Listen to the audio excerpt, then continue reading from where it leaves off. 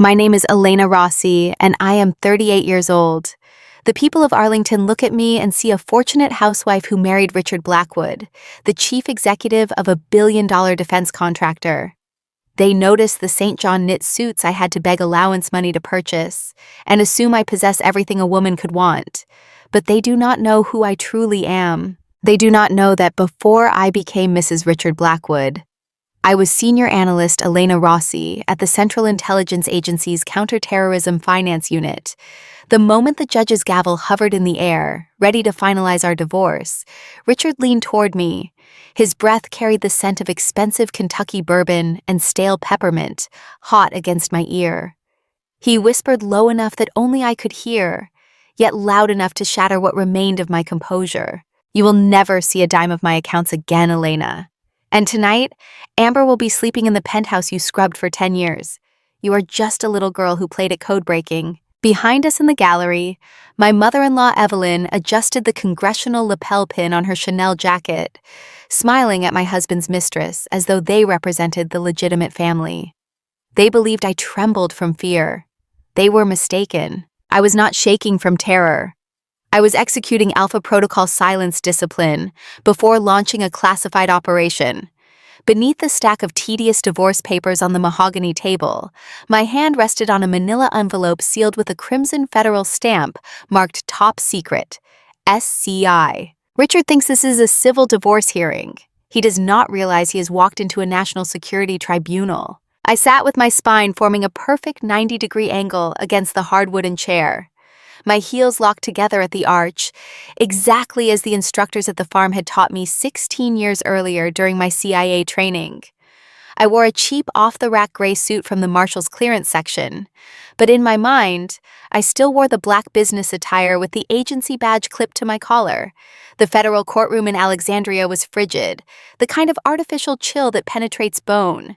But it could not match the ice in Judge Rachel Morrison's gaze as she studied me over her reading glasses. She listened to Richard's attorney, a man whose Virginia drawl dripped with old money, and whose Brooks Brothers suit cost more than my first month's salary at Langley had been. "Your Honor," the lawyer paced theatrically before the bench. "My client, Mr. Blackwood, serves as the sole financial pillar of this marriage. Mrs. Blackwood, has been unemployed for 6 years. She has contributed absolutely nothing to household finances. She is, for lack of a more delicate term, an economic burden. Burden. The word hung in the sterile courtroom air like toxic smoke, parasite, leech. I looked down at my hands resting calmly on the table. They were chapped and rough from scrubbing granite floors and pruning rose bushes without gloves because Richard refused to hire landscaping services. These same hands had once analyzed terrorist financing networks worth hundreds of millions of dollars. These hands had tracked money flows that led FBI agents to arms dealers. These hands had received a medal from the Director of Central Intelligence for distinguished analytical work. Now, according to the Commonwealth of Virginia, they were good for nothing except cleaning toilets. The injustice rose hot and acidic in my throat, but I swallowed it down. In the intelligence community, emotion is a luxury you cannot afford. In the field, panic gets you killed or blown. I allowed myself one tactical glance over my shoulder. The sight struck like a blade between my ribs. Evelyn Blackwood sat in the front row of the gallery, a woman who had served 2 terms in the Virginia State Senate before retiring to chair the American Heroes Foundation. This was a woman who appeared on Fox News discussing patriotism every Memorial Day. Yet here she sat, gently patting the hand of Amber Chen, my husband's 24-year-old director of communications. They whispered to each other, sharing quiet laughter behind manicured fingers, as though they were watching a romantic comedy rather than the legal dismantling of a decade-long marriage. Then I noticed what Amber wore. The dress was deep emerald silk that caught the fluorescent lighting, unmistakably from Neiman Marcus. My breath caught for a fraction of a second. 6 months earlier, I had touched that exact dress in a boutique window in Georgetown. I had asked Richard if I might purchase it. He had laughed, telling me it was far too extravagant for someone who contributes no income. "Maybe next year, Elena, if you learn to manage the grocery budget more efficiently," he had said. Now that silk draped the body of the woman destroying my home, My husband's money, our money, literally wrapped her in luxury while I sat here in polyester. Their audacity was not merely immoral, it was a declaration of war. It signaled clearly that in the hierarchy of the Blackwood family, the mistress outranked the wife. Suddenly, a shadow fell across my papers. Richard shifted in his seat, invading my personal space. The cologne hit me first, Creed Aventus, an aggressive musky scent with notes of pineapple and birch. It used to smell like the man I loved. Now it smelled like betrayal and arrogance. He did not look at me. His eyes remained fixed on the judge, performing the role of the grieving, burdened husband with practiced ease. But his lips barely moved as he whispered from the side of his mouth, his voice a low hiss. "You see this, Elena? You have nothing, no money, no connections, no credentials that matter anymore. No one believes you. You are going to walk out of here with nothing but those discount store clothes. I will make sure you never show your face in Arlington society again. You are just a placeholder, Elena, a temporary accessory." His voice dripped with the confidence of a man who is never lost because he purchases the referees. He believed he had already won. He interpreted my silence as submission. He assumed I was the broken housewife paralyzed by the fear of poverty. He did not understand the first principle of intelligence work. The operative making the most noise is usually the first one eliminated. I did not flinch. I did not turn to confront him, though every nerve in my body screamed for it. I simply shifted my hand 2 inches to the right until my fingertips rested on the cool manila surface of the envelope sitting on the table. It appeared innocent, just a packet of documents. But inside that envelope was not a plea for alimony or asset division. It was the product of 8 months of sleepless surveillance nights. It contained bank statements from offshore accounts Richard thought were buried beyond discovery. It held transcripts of covertly recorded conversations captured in the dead of night. It contained classified technical specifications with top-secret stamps that should never have left Pentagon-controlled facilities. My heart hammered against my ribs with the force of a tactical breach, but my breathing remained slow and controlled. 4 seconds inhale, hold 4 seconds, 4 seconds, exhale. Wait, I told myself. Hold the line. Richard Blackwood thinks this is the end of his marriage. He thinks he is discarding a used asset. He is wrong. This is not an ending. This is H-hour, and the counterintelligence operation of senior analyst Elena Rossi is about to commence. My fingers traced the edge of the envelope, and for a split second my mind flashed backward. This was not the first time a simple piece of paper had defined my worth in this family. I remembered another envelope 6 years ago, on a day that was supposed to represent celebration. That was the day the analyst in me was put to sleep and the prisoner was born. 6 years ago, I was senior analyst Elena Rossi. I worked at Central Intelligence Agency headquarters in Langley, Virginia, tracking financial networks that funded global terrorism. I commanded a team of 12 junior analysts. I held top-secret/sensitive compartmented information clearance. I was respected. I had purpose. I mattered. But Richard Blackwood, with his devastating smile and his promises of a peaceful, normal life, disarmed me more effectively than any hostile intelligence service ever could. "You have served your country enough, Elena," he whispered the night he proposed on his yacht in Chesapeake Bay. The late nights, the threats, the constant stress of holding national secrets. "Let me protect you now. Let me build an empire for us. You just create the home." I believed him. I filed my resignation paperwork. I surrendered my security clearance. I traded my agency identification badge for a 3-carat diamond engagement ring. I exchanged tactical intelligence briefings for grocery shopping lists. But the moment I walked out of Langley for the final time, the steel trap snapped shut around my life. It started gradually, camouflaged as love and financial prudence. First, Richard suggested we consolidate my separate bank accounts to simplify our tax situation. "You do not need to worry about money anymore, sweetheart. I will handle everything." Then my personal credit cards were canceled and replaced with a joint card that had a humiliatingly low spending limit of $2,000 per month for all household expenses. Richard began auditing my grocery receipts like an IRS investigator hunting fraud. "Elena, did we really need the organic almond milk at $7? The store brand is $3 and tastes the same. We are building wealth for our future, honey. Every penny counts toward our goals. He transformed a woman who had once tracked millions of dollars in covert terrorism funding into a child who had to request $20 for a haircut. It was not a partnership. It was a hostage situation disguised as a marriage. And the warden of this particular prison was my mother-in-law, former Virginia State Senator Evelyn Blackwood. We lived in a colonial revival mansion worth $6.2 million in McLean, Virginia, the neighborhood of chief executives, diplomats, and political power brokers. It featured 7 bedrooms, an infinity pool, and views of the Potomac River. It appeared in Architectural Digest. It was beautiful, immaculately maintained, and utterly soulless. Evelyn ran the American Heroes Foundation, a nonprofit organization claiming to support wounded veterans. But she ran my household like a correctional facility. She forbade me from seeking employment.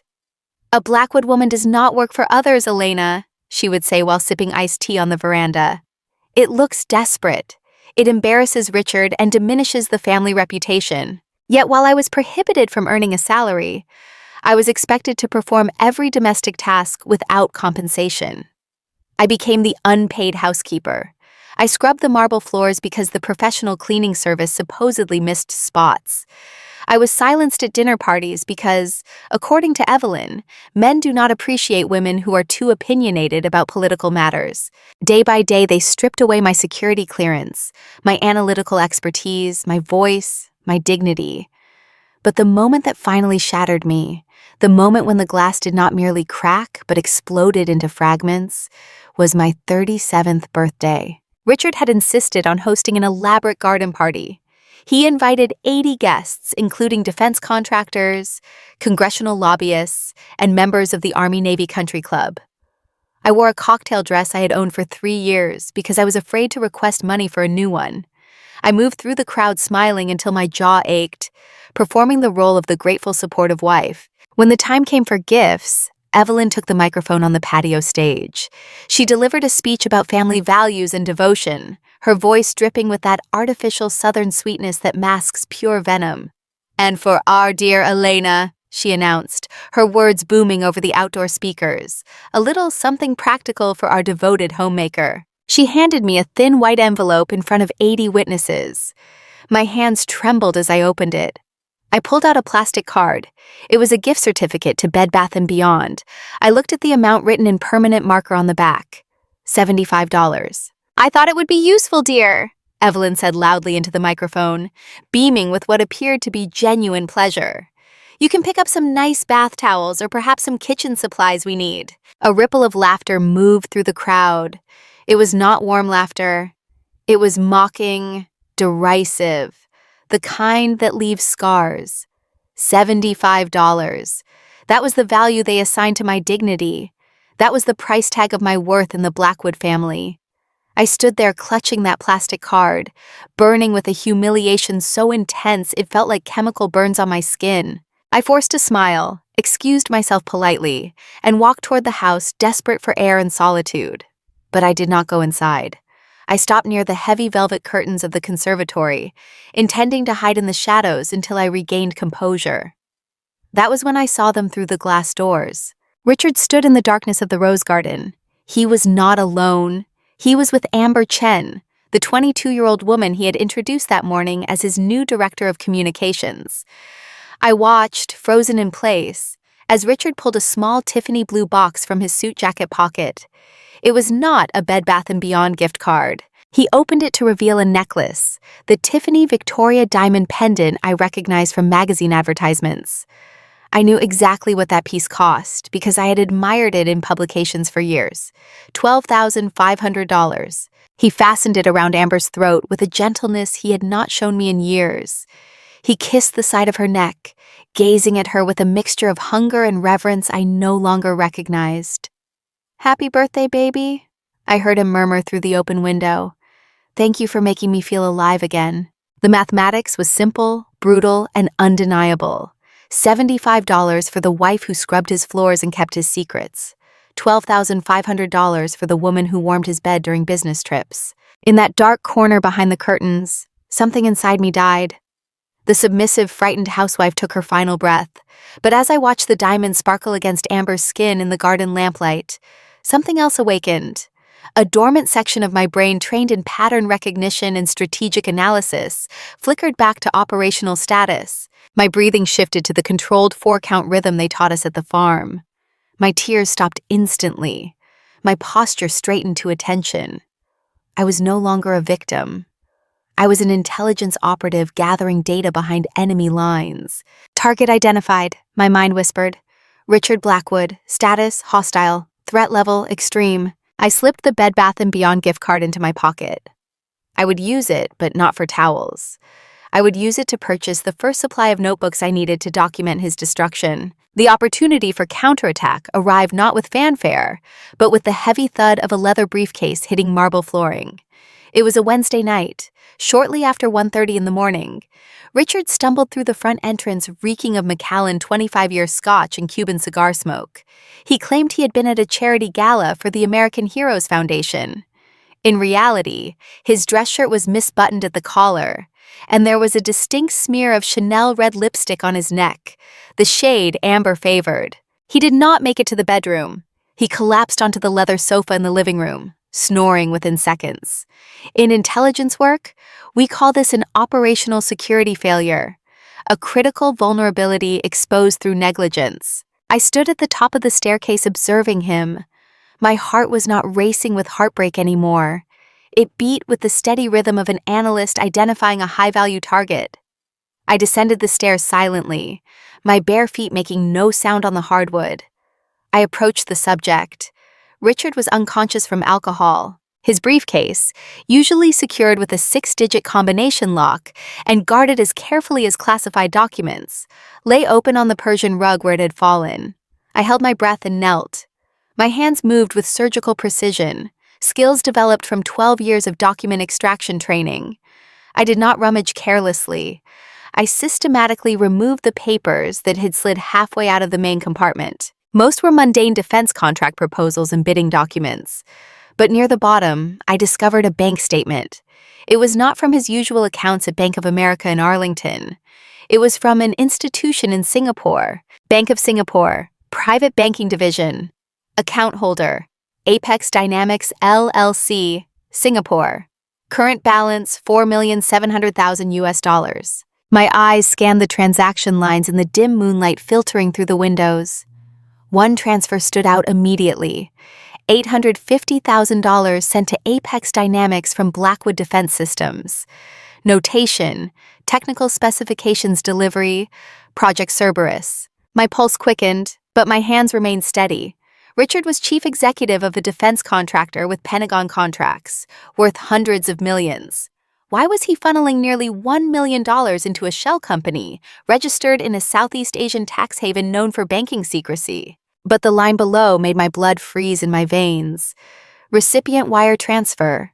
Shenyang Aerospace Industries Limited, Liaoning Province, People's Republic of China. Shenyang Aerospace was a Chinese defense manufacturer blacklisted by the United States government. They produced fighter aircraft for the People's Liberation Army. Richard was not just hiding money from taxation. He was transferring funds to a Chinese military contractor. I pulled out my iPhone, set it to silent mode, and photographed 5 clear, high-resolution images of the document. I encrypted them immediately using the Signal application. Then I slid the bank statement back into the briefcase, in exactly the position where I had found it. The next morning, I initiated what we called reconnaissance by fire in the intelligence community. This is a tactic where you deliberately provoke a response from a suspected adversary to reveal their position and intentions. Richard sat at the kitchen island nursing a Bloody Mary to combat his hangover. I walked in holding the same bank statement, a copy I had printed using our home office equipment. "Honey," I said, my voice carefully calibrated to sound innocently curious. "I found this paper on the floor last night when you came home. Is Apex Dynamics a new resort project you are building? Why does it have a Singapore address?" Richard froze completely. The glass stopped halfway to his mouth. For one split second, I saw pure panic flash across his features. Then the mask of the confident chief executive slammed back into place. He snatched the paper from my hand and crumpled it into a tight ball. He laughed, a short dismissive sound designed to make me feel small and stupid. "Elena, please," he said with exaggerated patience, shaking his head. "Do not try to read financial documents you cannot possibly understand.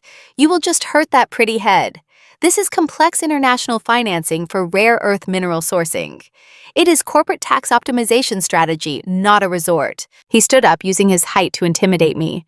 "You stick to making the grocery list and keeping the house clean. Leave the sophisticated thinking to the men who actually generate the income.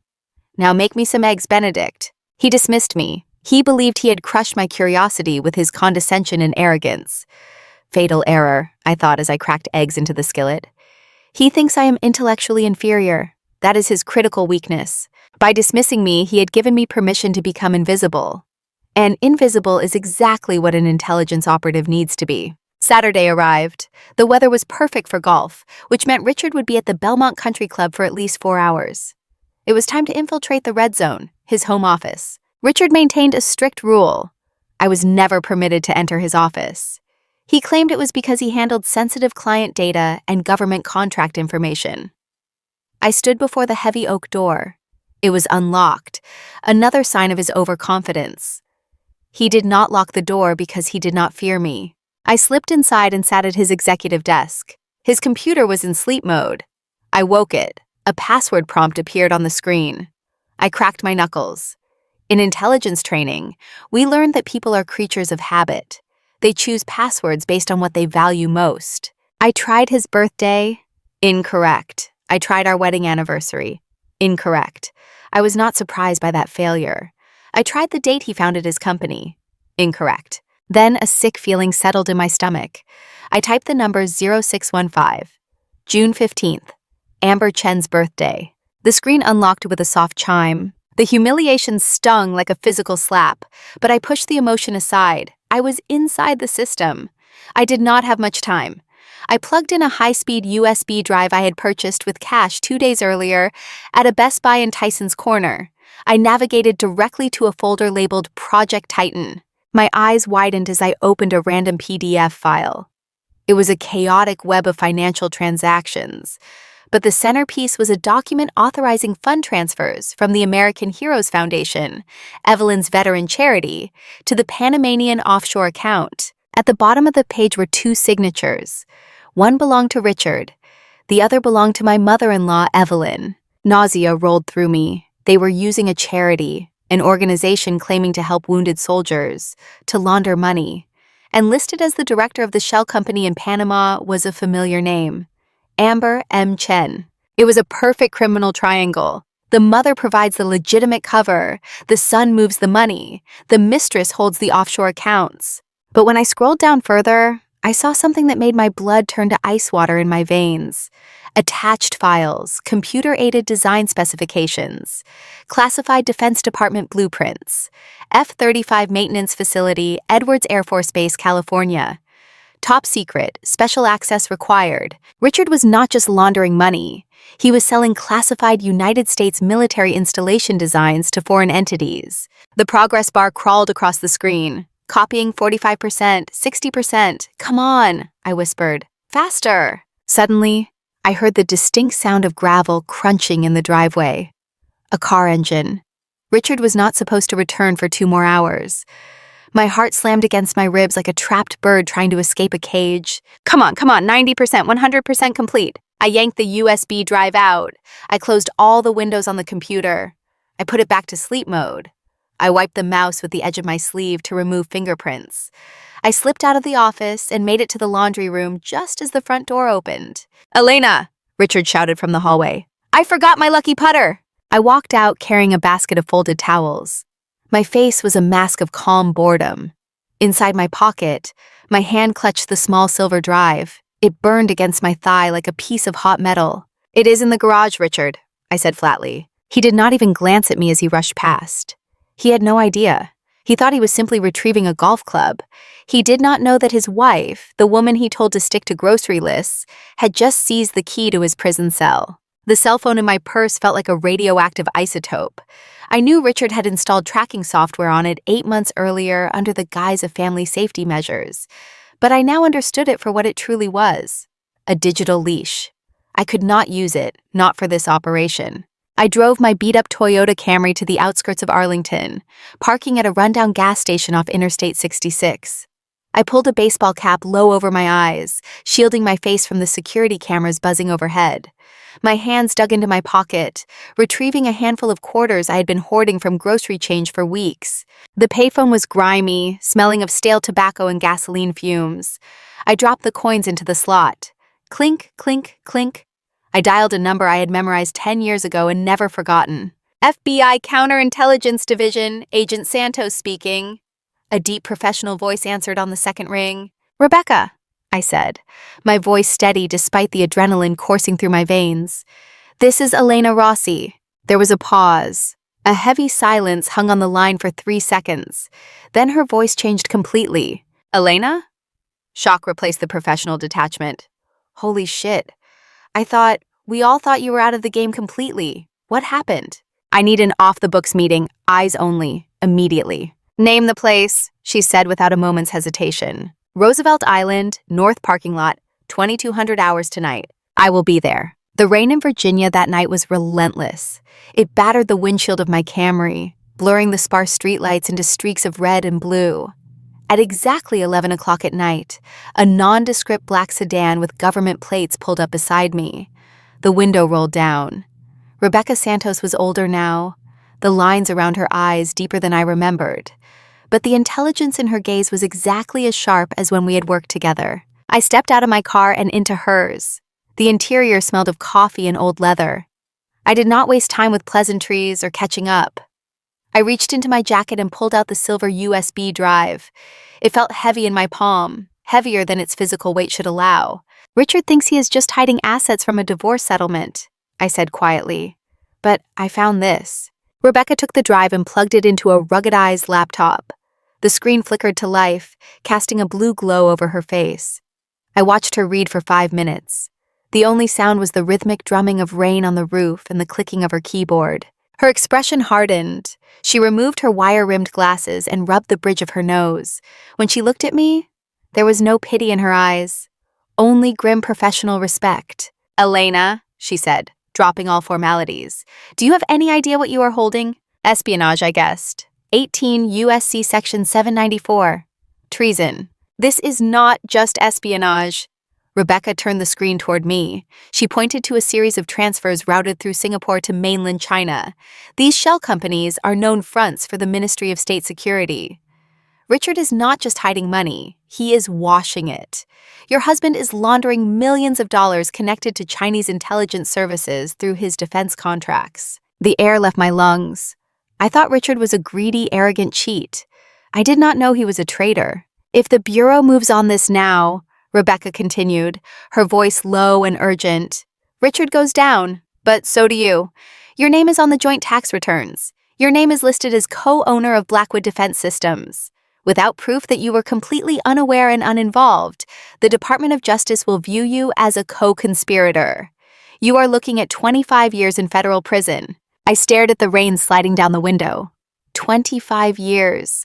Lucas would be grown by the time I was released. He would grow up believing his mother was a traitor to the country. I have 2 options for you, Rebecca said, reaching into the glove compartment. Option 1, you walk away now, stay silent.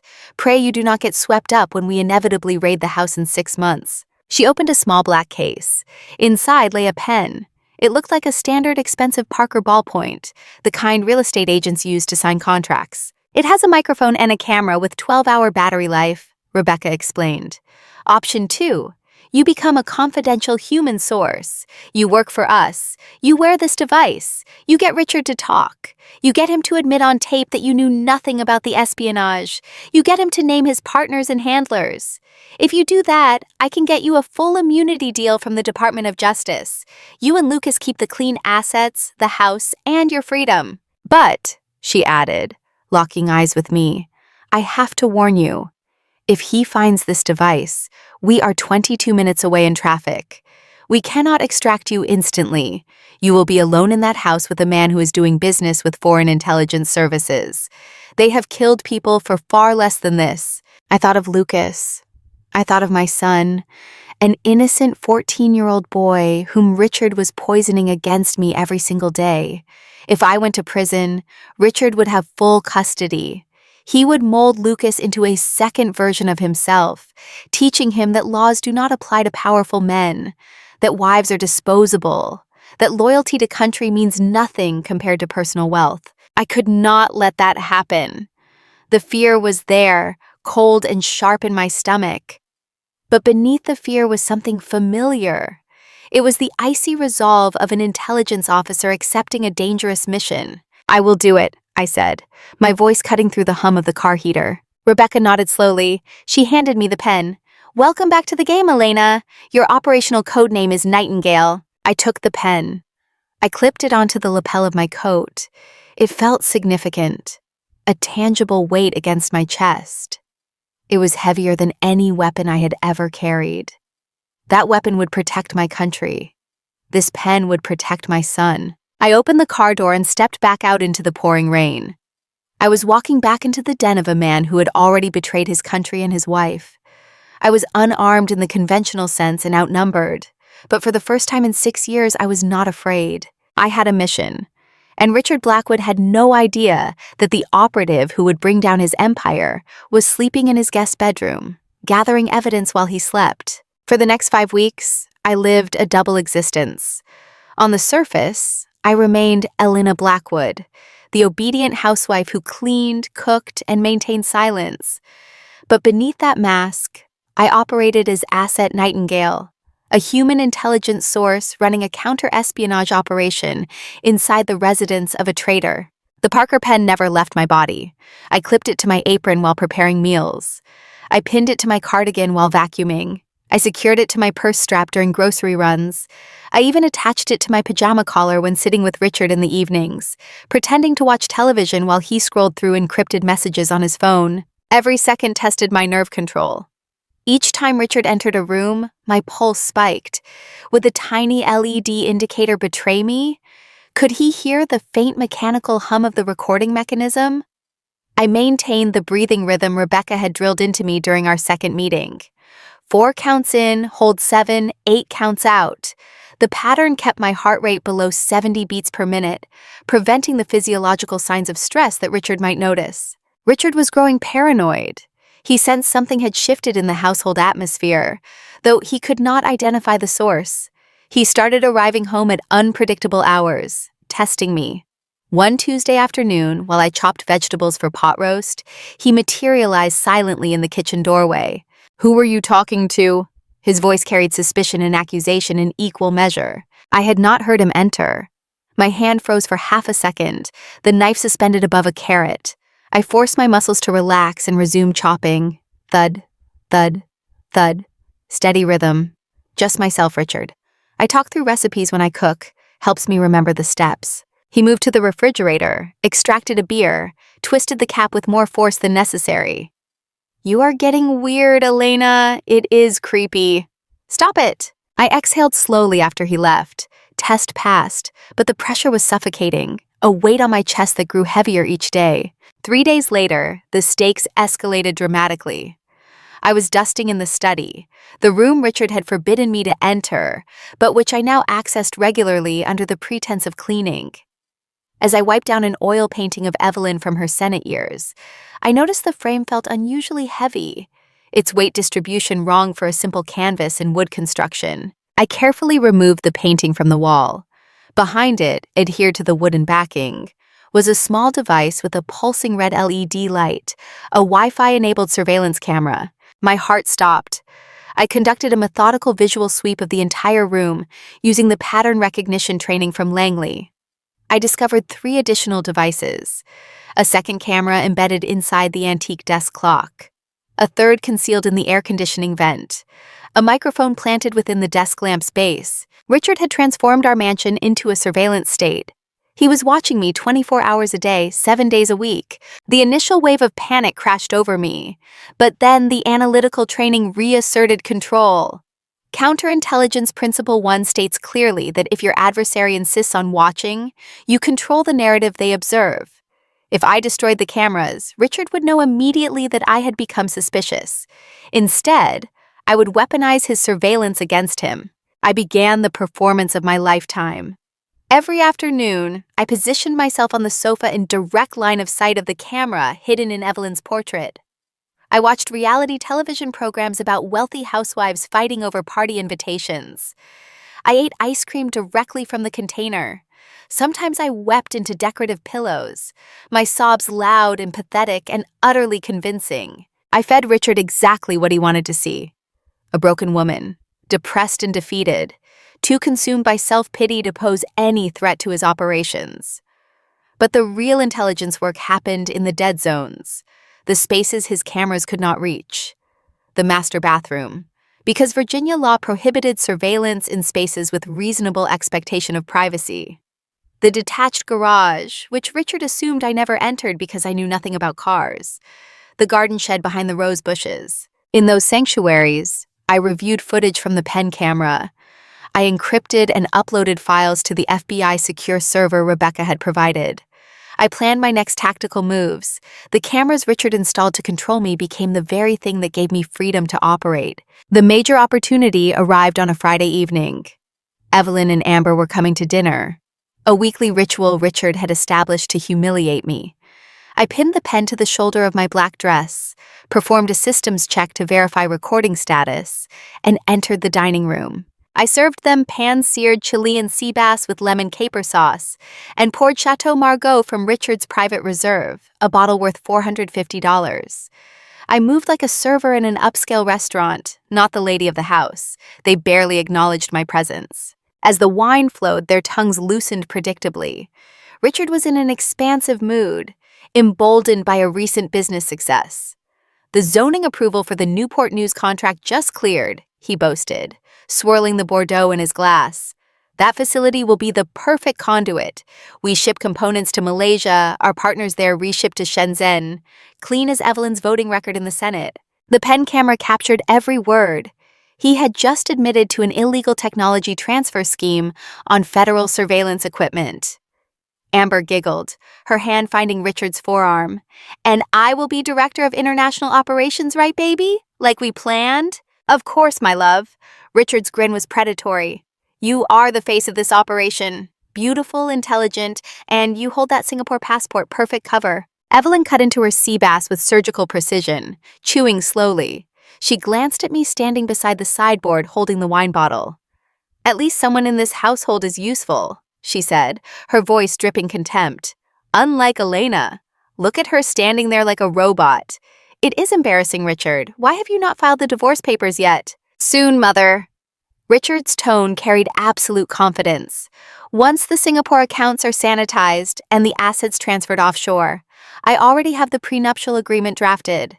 She will not touch a single penny. A fabricated prenup. We had signed no such document when we married. Richard was planning to manufacture false legal papers. The pen recorded his confession to document fraud, conspiracy to commit espionage, and his admission that I had no knowledge of his criminal enterprise. They excavated their own graves with their mouths, completely unaware that every syllable was being preserved as federal evidence. But disaster approached from an unexpected direction. The sound that shattered the evening was not subtle. It was the aggressive roar of a Ducati motorcycle engine, a noise that did not belong in our quiet McLean neighborhood. I rushed to the front entrance.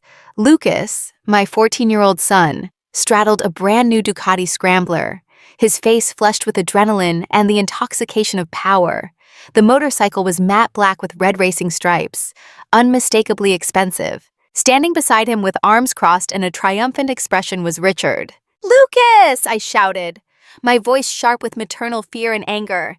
"Get off that bike immediately! You are 14 years old. You have no license. This is illegal and incredibly dangerous." Lucas revved the engine deliberately, sending a cloud of exhaust fumes directly into my face.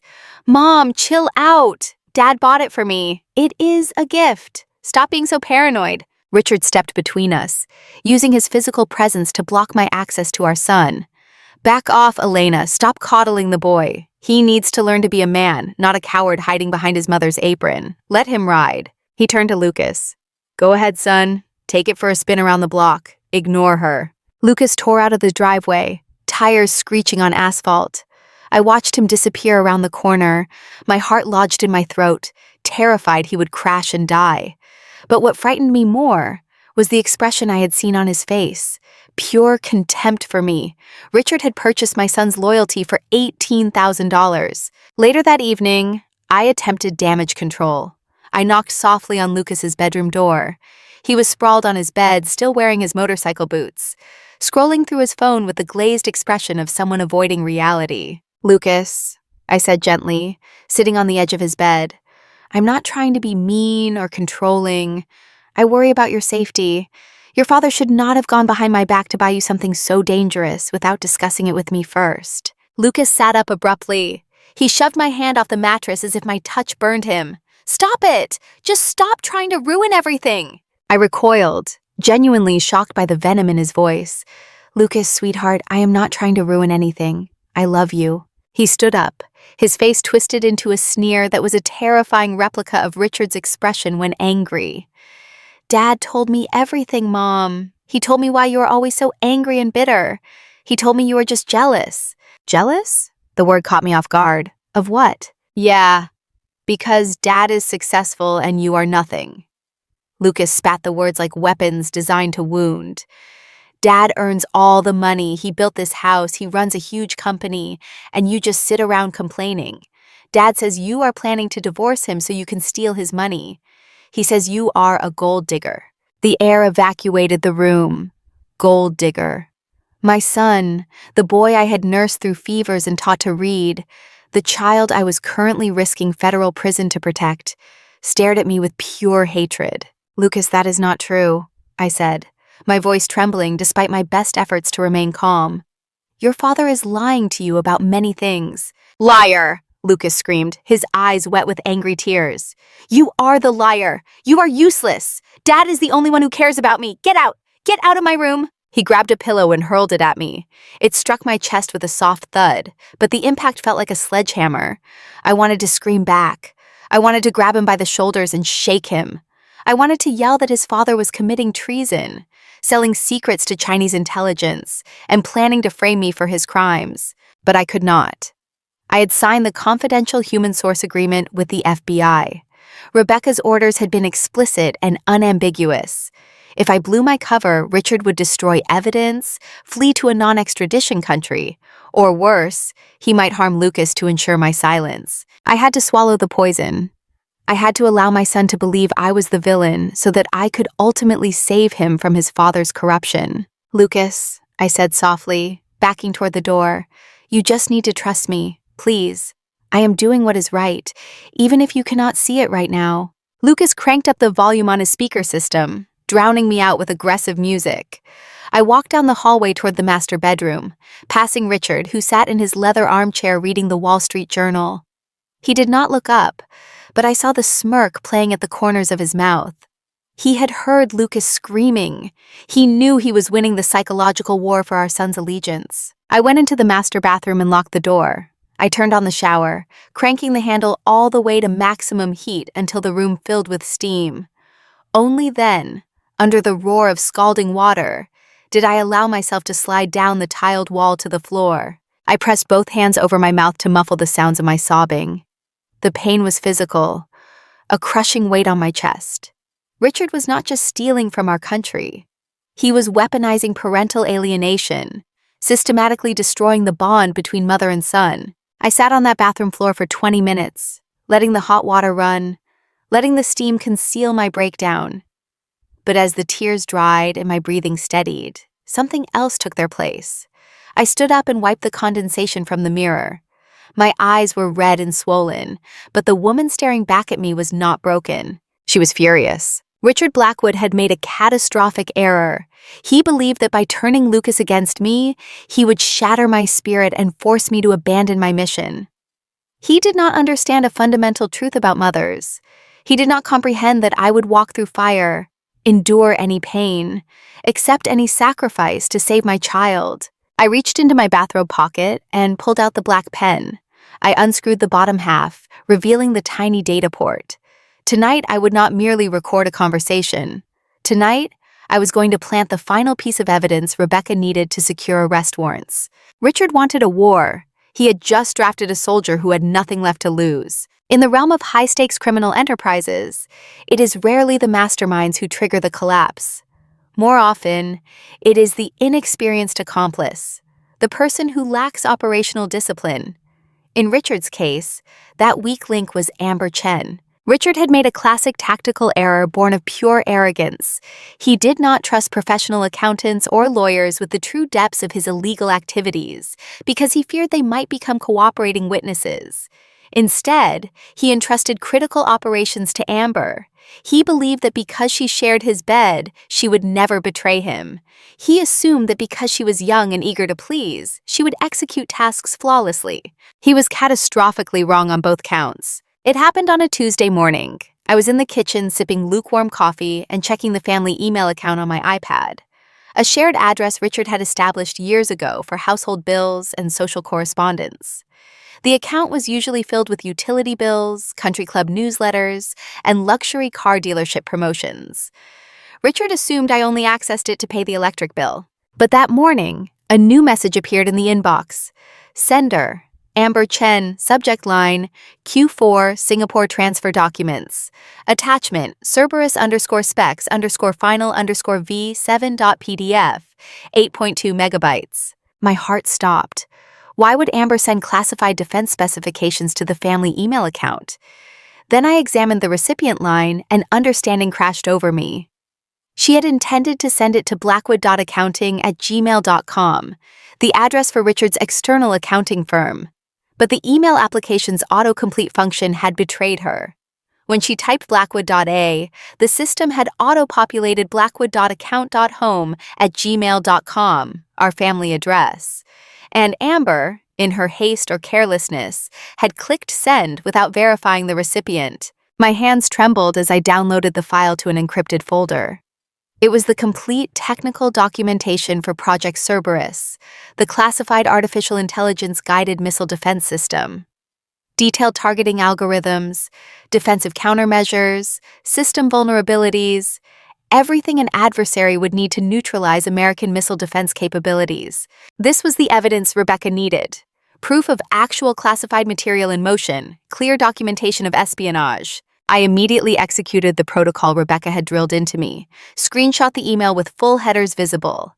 Download the attachment to the FBI secure cloud server.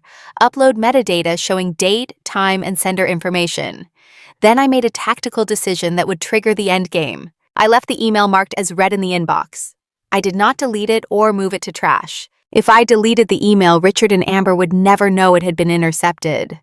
But I was finished playing defense. I wanted them to panic. Panicked people make mistakes. Mistakes create additional evidence. I needed them to incriminate themselves further through their response to discovering the breach. Psychological operation deployed. 3 hours later, chaos erupted. I was in the garden pretending to prune rose bushes, the pen camera recording, when I heard a scream from inside the house. "Richard!" Amber's voice was shrill with terror. "I sent it to the wrong email! I sent it to the family account!" Footsteps pounded across hardwood floors. Doors slammed. I calmly continued trimming roses, my movements unhurried, while the pen captured the audio through the open window. "What the fuck, Amber?" Richard's voice reached a pitch I had never heard before. "How could you be so goddamn stupid?" Amber was sobbing. "I am sorry. The autocomplete, I did not check. I just clicked send." Evelyn's voice entered the conversation, cold and sharp. "Did Elena see it?" "The email was opened," Richard said. "He must have been checking on his laptop. She fucking saw it." Evelyn's response was immediate. "We need to move everything tonight. Liquidate the Singapore accounts. Transfer to cryptocurrency wallets through Macau intermediaries. We cannot risk keeping anything in traditional banking systems now." Richard, slightly calmer, but still agitated. "Elena is too stupid to understand technical specifications. She probably deleted it thinking it was spam or a virus." Evelyn's voice carried warning. "Do not underestimate her, Richard. She worked at CIA. She may be broken now, but she still has that training somewhere." Richard dismissed this concern with a scoff. 6 years ago? She is now just a paranoid housewife who watches reality television all day. She poses no threat. They were documenting their own consciousness of guilt. By attempting to hide the crime after discovering the email breach, they were creating fresh evidence of obstruction of justice. The pen camera preserved every word. But unbeknownst to all of them, Lucas was upstairs in the hallway outside his room. He had heard everything, every single word of their panicked conversation. He heard his father admit to possessing classified material. He heard his grandmother discuss liquidating offshore accounts. He heard them planning to blame everything on me if the FBI came. Lucas came to me that evening in the garden. His face was pale, his eyes red from crying. "Mom," his voice cracked. "I heard them. I heard Dad talking about classified files and Chinese buyers and framing you for everything if the FBI investigates." My chest tightened. The moment I had dreaded and hoped for simultaneously had arrived. "Lucas, come with me. We need to talk somewhere private." I led him to the detached garage, the one space I knew had no surveillance. I closed the door and turned to face my son. "Lucas, I'm going to tell you the truth.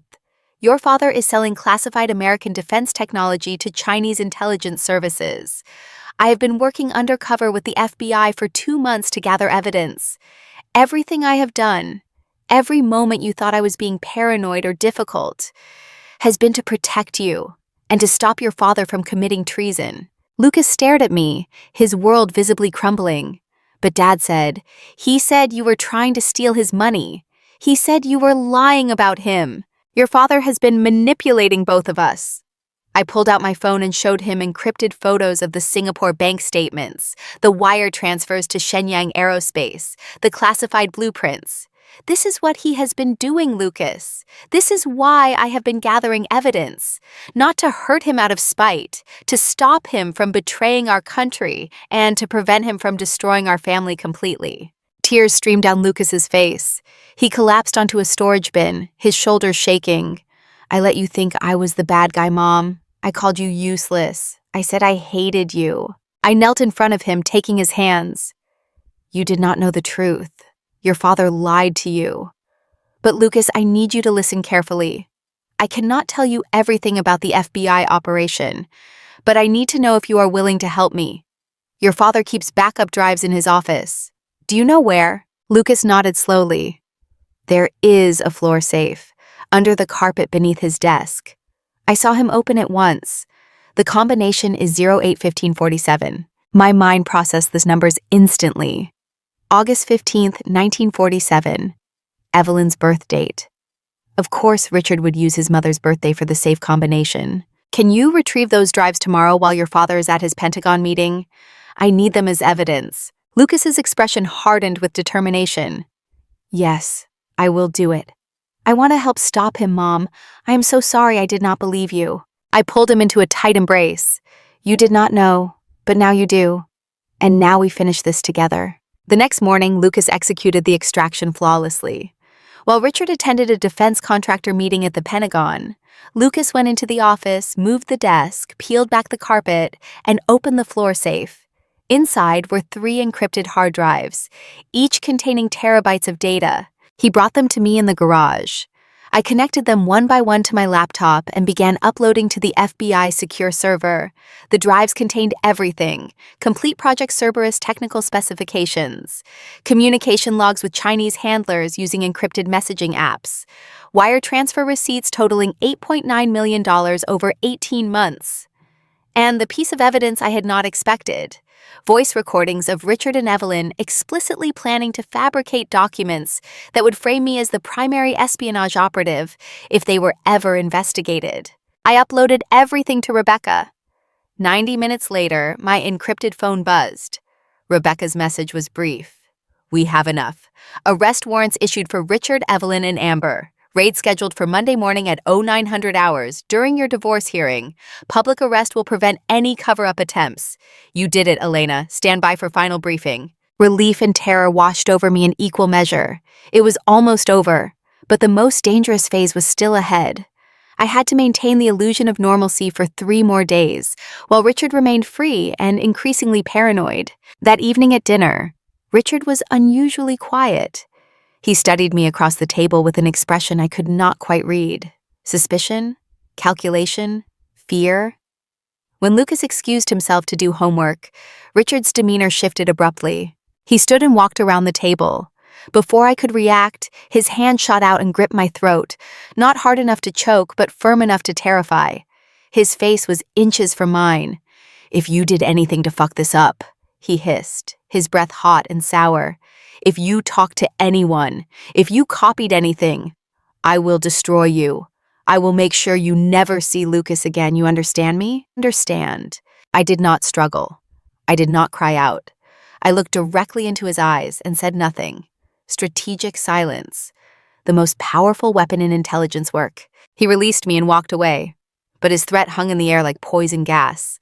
Monday could not come fast enough.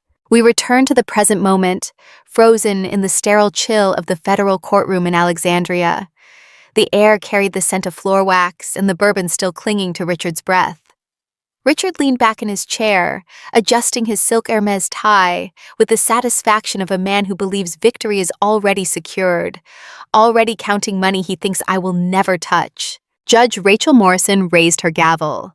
The polished wood hung suspended in the air for a fraction of a second, poised to finalize the divorce decree that would leave me destitute and Richard triumphant. Richard smirked at Amber in the gallery, winking at her. They were celebrating prematurely, oblivious to the trap closing around them. "Your Honor," the voice cut through the silence like a whip crack. My attorney James Chen stood, buttoning his jacket with deliberate, unhurried movements. "My client wishes to submit new evidence into the record. Evidence that is material to the financial standing and legal status of Mr. Blackwood." Richard let out a loud, incredulous laugh. He shook his head, looking at the judge with exaggerated exhaustion. "Oh, come on, what is it this time? Did she find an old grocery receipt she thinks proves fraud? Is she asking for reimbursement for doing laundry?" A ripple of laughter moved through the courtroom. Even the court reporter permitted herself a small smile. They all saw what they expected to see. A desperate housewife grasping at straws, trying to delay the inevitable. I remained silent. I did not look at Richard. I kept my eyes fixed on the bench as I slid the manila envelope across the mahogany table toward the clerk, who carried it up to Judge Morrison. The room fell quiet as the judge opened the security seal. The sound of tearing paper was the only noise in the space. She pulled out the documents. At first her expression showed annoyance, expecting another frivolous motion. Then her eyebrows drew together. She flipped a page, then another. Her eyes widened behind her reading glasses. Her casual posture vanished, replaced by rigid, frightening stillness. She examined bank statements bearing Singaporean seals. She studied photographs of the classified blueprints ledger. She read transcripts of the dinner conversation where Richard admitted to money laundering. And finally, she saw the official stamp of the Federal Bureau of Investigation, Counterintelligence Division, on the cover letter. Judge Morrison slowly lifted her head. Her gaze did not settle on me. It landed on Richard like a judge's gavel striking wood. "Mr. Blackwood." Her voice dropped an octave, cold and dangerous as black ice. "This file has been authenticated by the FBI National Security Division.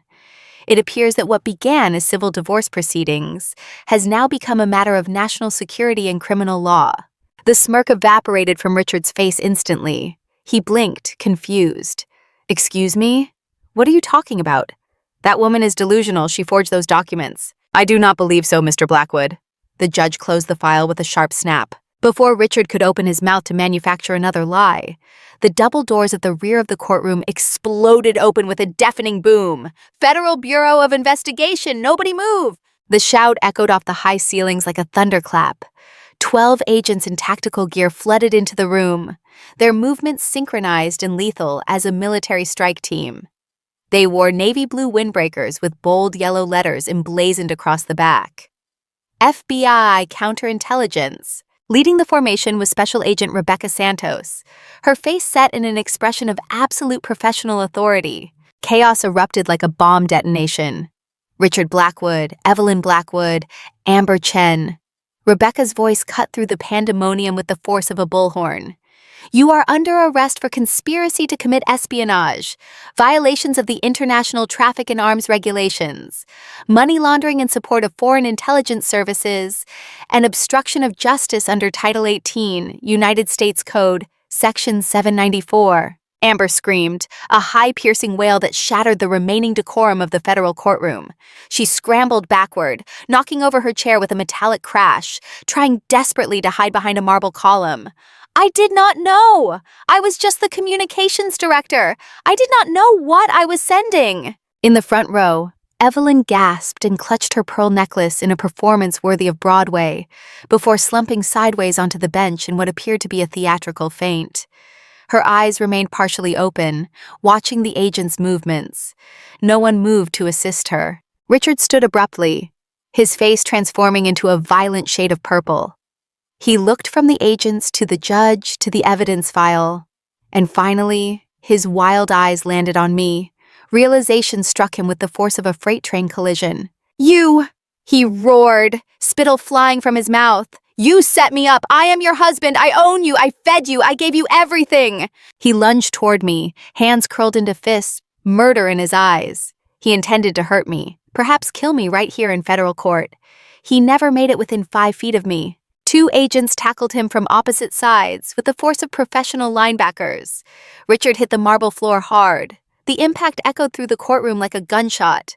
His face pressed against the cold stone, his expensive suit rumpling and tearing. "Federal agent, stop resisting!" an agent shouted, wrenching Richard's arms behind his back with practiced efficiency. The room became a whirlwind of shouting, crying, and the metallic click, click, click of handcuffs being secured on wrists. But in the center of that storm, I stood perfectly still. I was the eye of the hurricane, calm and untouched while chaos swirled around me. I slowly rose from my chair and walked around the table. I stopped inches from where Richard lay pinned to the floor, panting and struggling like a trapped animal fighting a snare. He looked up at me. The arrogance had evaporated completely. The cruelty had fled. All that remained was fear, pure and naked and absolute. I leaned down close enough that he could see the steel resolve in my eyes, but far enough that he could not touch me even if the agents released him. "You did not feed me, Richard." My voice was quiet, but carried through the room with perfect clarity. "You starved me. You imprisoned me. You tried to break me." I straightened to my full height, standing over him for the first time in our entire marriage. "And today I am liberating myself. I am protecting my son. And I am defending my country from traitors like you." I paused, letting the words sink in. "Oh, and Richard, Amber can keep the penthouse. I will sleep far better knowing you are in a 6x8 cell at FCI Cumberland for the next 3 decades. Rebecca looked at me and gave a sharp, approving nod. "Get him out of here." As they dragged Richard to his feet, he looked back at me one final time. His eyes were wide with disbelief and the dawning comprehension that he had catastrophically underestimated the woman he had dismissed as worthless. He had forgotten that before I was his wife, I was a Central Intelligence Agency analyst. And analysts are trained to dismantle enemy networks piece by piece, whether those networks are financial, criminal, or personal. The heavy courtroom doors swung shut behind him, severing his screams. The silence that followed was heavy but not oppressive. It was the silence of victory, of justice served, of freedom reclaimed. 1 week after the arrests, I received an unexpected telephone call from Arlington County Detention Center. The caller ID showed a number I did not recognize, but the automated system message was clear. "You have a collect call from inmate Evelyn Blackwood. Will you accept the charges?" I hesitated for 3 seconds before pressing the button to accept. When I arrived at the detention facility, I was escorted through multiple security checkpoints into a small visiting room with reinforced glass partitions. Evelyn sat on the opposite side, no longer the powerful former senator. She wore an orange jumpsuit with a number stenciled across the chest. Her face was bare of makeup, showing every one of her 64 years. Her hair, usually styled immaculately, hung limp and gray. "Elena," her voice was hoarse, damaged. "I need you to know the truth. About Amber. About everything that happened. You deserve to understand why I did what I did." She began speaking, and the story that emerged was far more complex than I had imagined. 22 years ago, while serving on the Senate Intelligence Committee, Evelyn had engaged in an affair with a Chinese diplomat named Dr. Chen Wei during a cultural exchange program in Washington. She became pregnant. The scandal would have destroyed her political career, ended her marriage, ruined everything she had built. Dr. Chen arranged a private adoption through his sister in Singapore. The baby, a girl, was raised by Chen's sister under the name Mei Ling Chen, later anglicized to Amber Chen when she moved to the United States. Evelyn returned to her Senate duties, buried the secret, and tried to forget. But when Amber turned 18, Dr. Chen contacted Evelyn with a proposition that was simultaneously an offer and a threat. "Your daughter wants to meet you. She needs sponsorship to come to America for university. I can arrange this, but you will owe me a favor." By that time, Dr. Chen Wei had risen through the ranks to become a senior officer in the Ministry of State Security, China's primary foreign intelligence agency. Evelyn, desperate to know her daughter and consumed by guilt over abandoning her, agreed. She helped Amber obtain a visa, arranged for her admission to Georgetown University, and eventually secured her a position at Blackwood Defense Systems. "I did not know Richard would seduce her," Evelyn said, her voice breaking. "I did not realize Dr. Chen was using her as an asset, a pipeline into American defense contractors. By the time I understood that Richard was selling classified information and Amber was serving as the offshore accounts manager, it was too late. Dr. Chen threatened me. 'If you expose this operation, I will expose your affair and your abandoned daughter to the media. Your legacy will be destroyed, and Amber will go to federal prison as a Chinese intelligence operative.' I sat across from her, processing the information." Evelyn continued, tears streaming down her face. "I was trapped, Elena. I could not turn in Richard without destroying Amber, my own daughter. I thought I could control the damage, limit the technology transfers, prevent the worst outcomes. I told myself I was protecting family. But I was wrong. I was a coward. And I betrayed my country because I was too afraid to face the consequences of my choices." The complexity of her situation settled over me like a heavy blanket. Evelyn was not a cartoon villain. She was a mother caught in an impossible situation, forced to choose between protecting her secret child and protecting her nation. She had chosen wrong, but the choice itself had been genuinely agonizing. "I am sorry for how I treated you," Evelyn whispered. "I took out my fear and guilt on you. You were an easy target, someone powerless in the family hierarchy. You did not deserve the cruelty. I made you suffer because I was suffering, and that was unforgivable." I stood to leave. "You will serve time, Evelyn. Espionage does not receive pardons, and betrayal of classified information carries mandatory minimums. But I will make sure Lucas knows the complete story. He should understand that his grandmother was not a monster, just a deeply flawed person who made catastrophic choices when she prioritized family loyalty over national duty. It was not forgiveness. I was not capable of that, not yet. But it was understanding. And sometimes understanding is more valuable than absolution. The smell of fresh paint and new carpet filled the air, sharp and clean and full of possibility. I stood in the hallway of a modern office suite in Rosslyn, Virginia, just 10 minutes from CIA headquarters in Langley, and 15 minutes from the Pentagon. A brass plaque had been mounted beside the frosted glass door that morning. I stepped back to admire the lettering, Rossi Security Consulting. Beneath that, in smaller font, Counterintelligence Analysis, Corporate Espionage Defense, IT/AR Compliance Auditing. I had not built this company using a single dollar of Richard's criminal proceeds. Every asset the Blackwood family owned had been seized by the federal government during asset forfeiture proceedings. Richard was currently serving month 4 of a 35-year sentence at the Federal Correctional Institution in Cumberland, Maryland. Evelyn had accepted a plea agreement, 18 years in exchange for full cooperation, that led to the identification and prosecution of 7 other compromised defense contractors.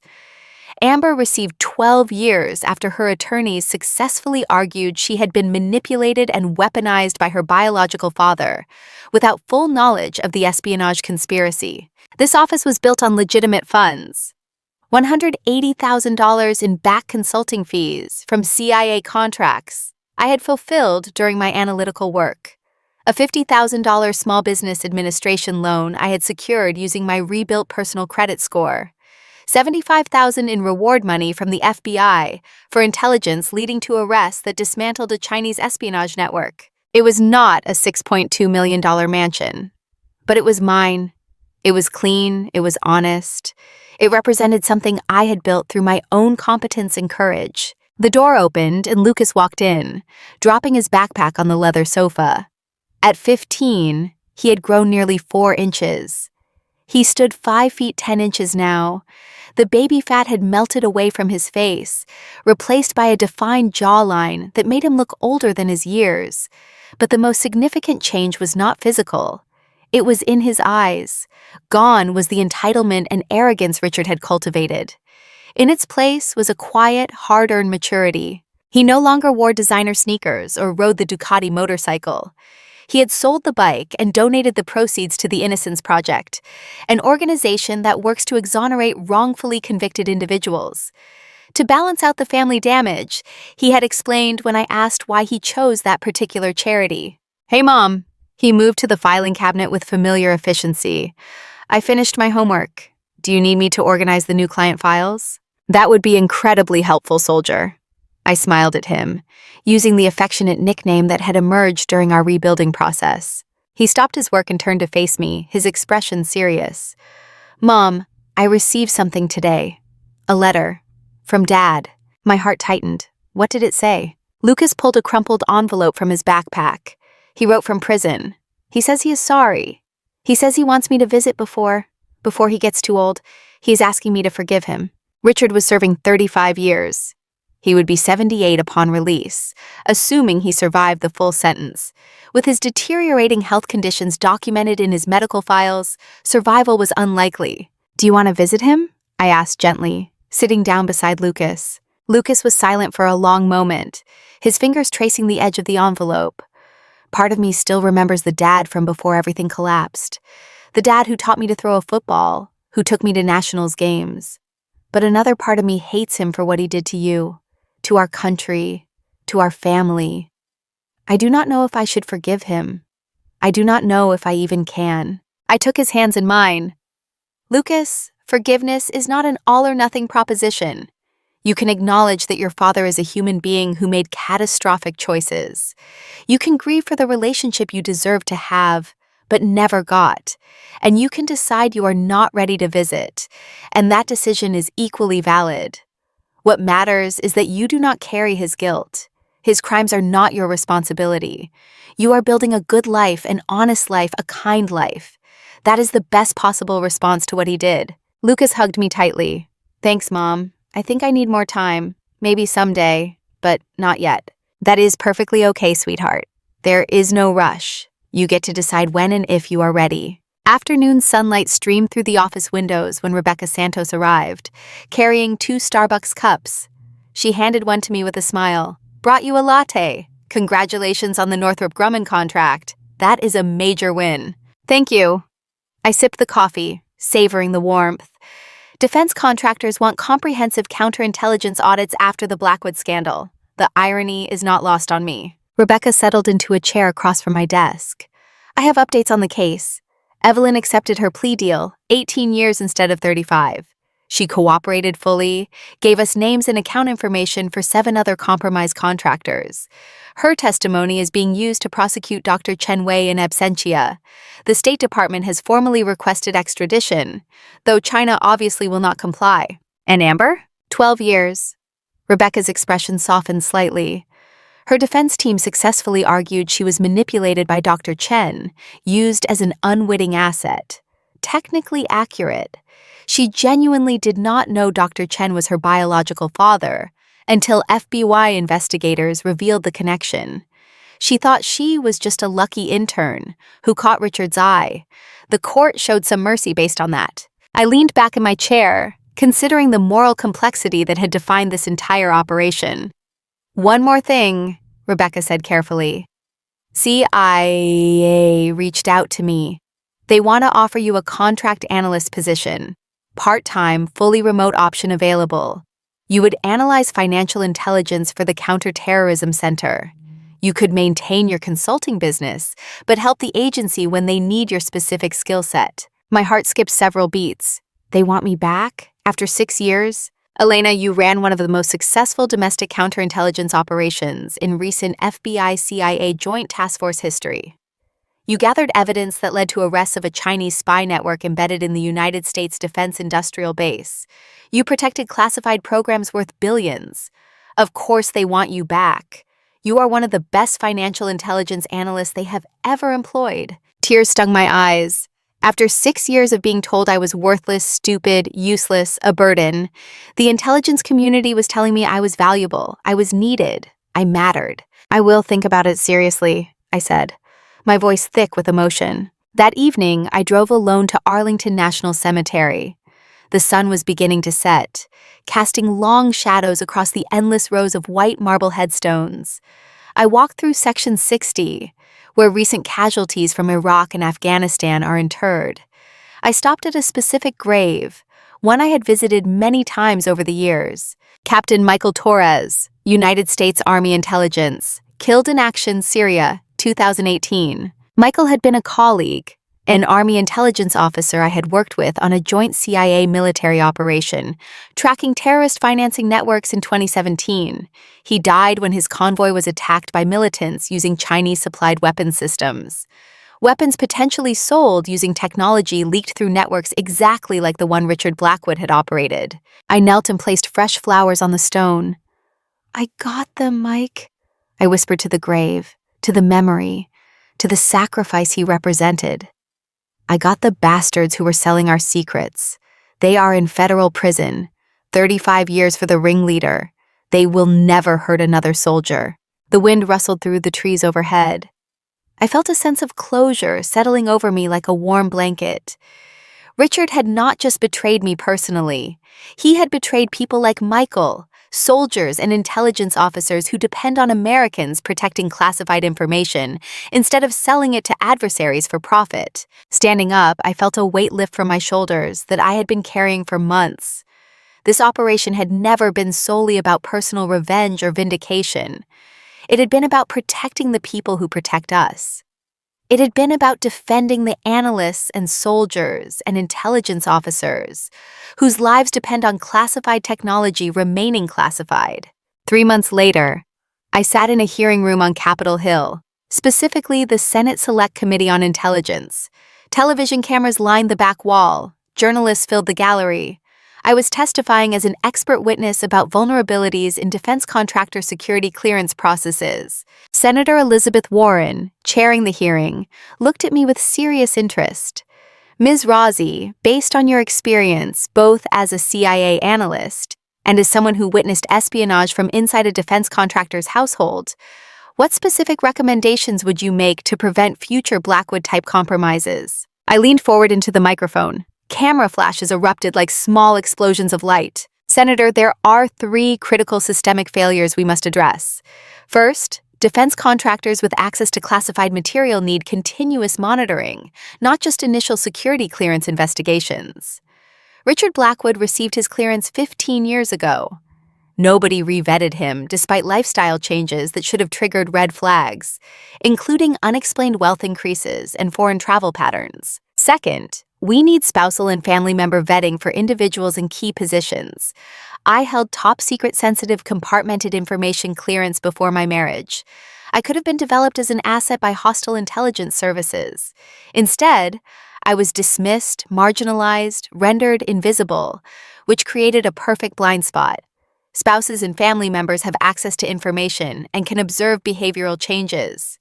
We must recognize that reality. Third, we must create protected legal channels for family members to report suspected espionage, without fear of prosecution as co-conspirators. If I had come forward earlier in the operation, I risked being charged alongside Richard. Fear of prosecution silences potential witnesses and allows espionage to continue unchecked. Senator Warren nodded, taking notes. "Thank you, Ms. Rozzi. Your testimony will directly inform legislation we are currently drafting, the Blackwood Prevention Act, which will address these exact vulnerabilities." I exhaled slowly. My testimony was now part of the congressional record. It would shape policy. It would protect future intelligence operations. Legacy secured. 6 months after my Senate testimony, I drove home to a modest townhouse in Arlington. It was not a mansion, but it was comfortable, safe, and entirely mine. Lucas's beat-up Honda Civic, which he had purchased using money earned from lawn care and tutoring jobs, sat in the driveway. Inside, Lucas was cooking dinner. The kitchen smelled of garlic and fresh basil. He had become an excellent cook over the past year, finding therapy and purpose in creating meals. "Mom!" he called out when he heard me enter. "I got my acceptance letter, Georgetown University International Relations Program with a focus on intelligence studies." I hugged him fiercely, pride swelling in my chest. "I am so incredibly proud of you." And, he added with shy pride, my admissions essay topic was learning integrity from my mother, how one woman's courage taught me the difference between loyalty and complicity. Tears spilled down my cheeks. I could not stop them. Lucas had not just forgiven me for the months when he believed I was the villain. He had understood the complexity of what I had done and why. He had learned the most important lesson, that true loyalty sometimes requires the courage to oppose the people you love when they are doing wrong. My phone buzzed with a text message from Rebecca. "Dr. Chen Wei arrested in Jakarta 2 hours ago. Indonesian authorities agreed to extradition to United States. Your testimony and evidence sealed the international warrant. Network completely dismantled. Drinks to celebrate?" I typed a quick reply. "Rain check. Family dinner tonight. But thank you for everything." I set the phone down and looked at Lucas plating pasta with homemade marinara sauce. I thought about the woman I used to be, standing behind velvet curtains, watching my husband give diamonds to his mistress, feeling as though I was worth $75. I remembered Richard's whispered threat in the courtroom. "You will never see a dime of my money again." He had been correct. I would never touch his money again. I did not need it or want it. I had something far more valuable. I had my own successful company built on my skills and reputation. I had my security clearance restored. I had my son's respect and love. I had my country's gratitude and recognition. I had my freedom. I took a deep breath, filling my lungs with the sweet air of a life I had constructed with my own hands, through my own courage. The campaign was over. The enemy had been defeated. The network had been dismantled. Lucas looked up from the stove. "Mom, I invited someone to join us for dinner. I hope that is okay." "Who?" "Grandmother Evelyn. She got early parole yesterday for substantial assistance to prosecutors. She wants to apologize properly and try to build a relationship with us. She wants to try to be better. I know she made terrible choices, but people can change. Do you think we should give her a chance?" I paused, considering carefully. "Lucas, I trust your judgment. If you think she deserves a second chance, then we will offer her one. People who truly want to change and are willing to do the work to earn trust deserve that opportunity." Lucas smiled with relief. "Thanks, Mom." I set an extra plate at the table. Forgiveness was not the same as forgetting. Evelyn would carry the weight of her choices forever. But redemption, genuine redemption earned through accountability and changed behavior, that was possible. That was human. That was what separated us from the people who had betrayed their oaths. And that trust from my son, that belief in my judgment, even after everything we had endured, that was worth more than all the mansions and diamonds and secret offshore accounts in the world. For senior analyst Elena Rossi, the mission was complete, but life, the good, honest life built on integrity and courage, was just beginning.